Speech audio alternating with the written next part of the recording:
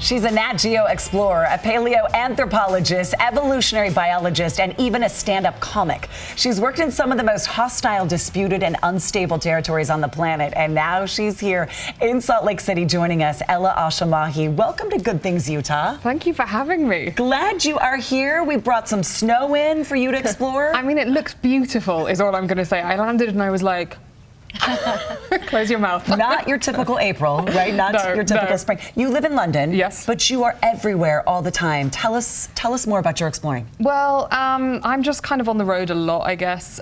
So since January, I've been in Somaliland, which is a breakaway republic of Somalia.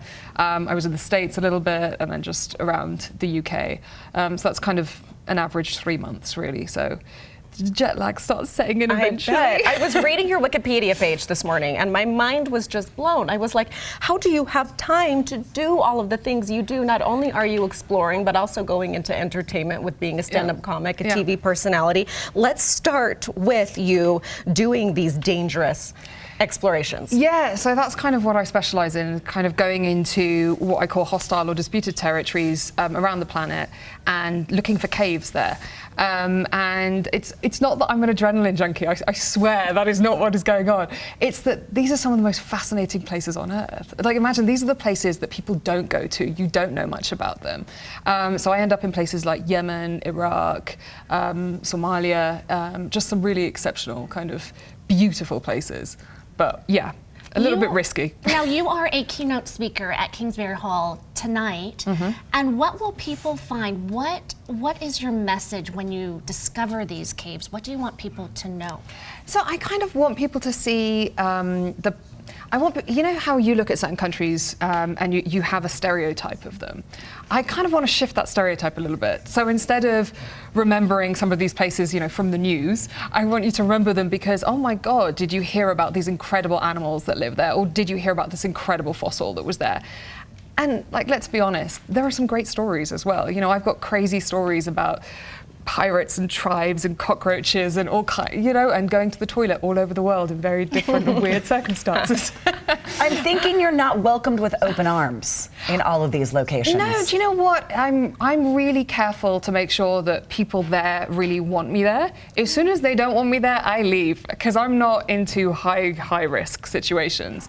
So I'm always in situations where people pretty much want me there, and as soon as that turns, you hit the door, like, yeah. To stay safe, too. Yeah. What is one of the most epic adventures that you've gone on, or something that would be really mind-blowing for us to learn? I don't know about mind-blowing, but I guess one of the most insane expeditions was when we were trying to get to this island between Yemen and Somalia, and the safest way of getting there was by a cement cargo ship that was not fit for purpose, sailing through pirate waters, and it was so cockroach infested that at one point I went below deck and the floor was black and it was moving. Yeah, and the toilet was like a basket attached to the side of the ship.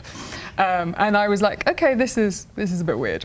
Okay, I'm calling you a female version of Indiana Jones right here. Exactly. Thank you. Yes. I appreciate that. When you are standing amongst the beauty that not very many people see, what runs through your mind? I just think, oh my gosh, you know, like, think of some of the places that we know. Like, I turn up here and I'm like, this place is stunning, and yet we all know this place, right? And it's a bit like the hidden gems that you're desperate for the world to see. My family come from a place called Yemen.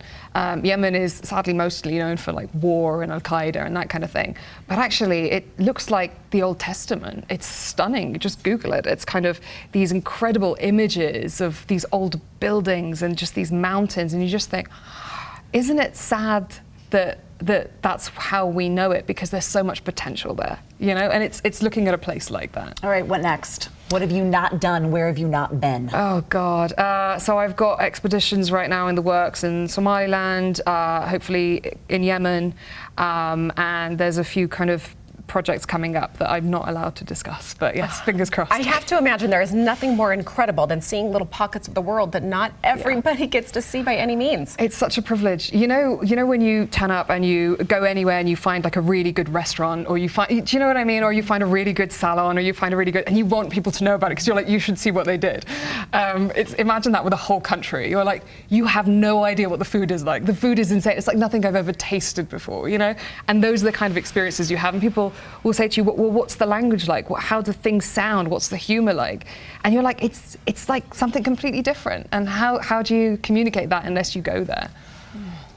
Kingsbury Hall tonight, everybody. That was just a couple minutes. Like, I want her to keep talking. If you could see her in person, which you're going to tell all the stories, hopefully, yeah. all the amazing things, we cannot wait. This is an incredible person who's on adventures day to day. In-person tickets right now on your screen, and you're on Instagram as well.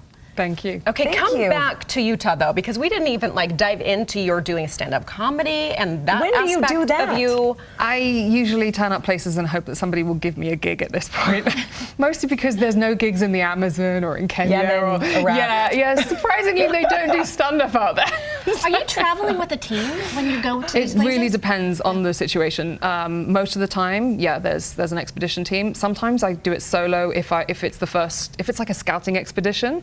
I tend to go alone just because I'm trying to suss the place out. Ella Al-Shamahi, thank you so much for stopping by Good Things Thank you Utah. for having me. Our pleasure to have you on the show. Coming up next, we are celebrating